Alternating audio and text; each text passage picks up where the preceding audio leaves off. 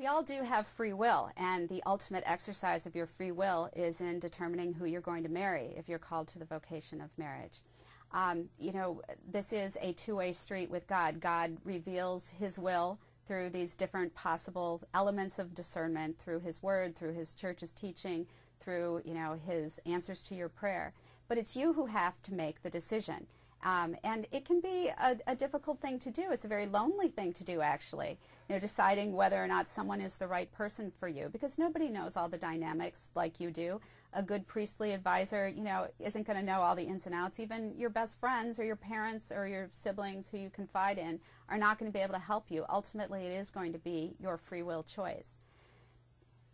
But if you look at the divorce statistics within the Catholic population, it would indicate that half of everybody makes a poor choice when they select their marriage partner. So that's why these elements that help you make a better choice, a more informed choice, ultimately there's going to be a leap of faith. You can never be 100% certain about anything that's God's will, including the choice of a spouse.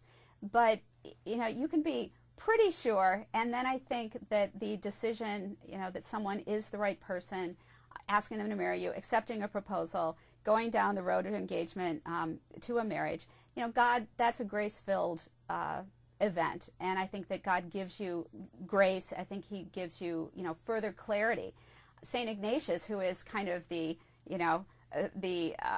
be-all and end-all of discernment in our Catholic tradition, he would say that you should act on your discernment, and then you will know if you've selected properly, if you've done what God would intend for you to do.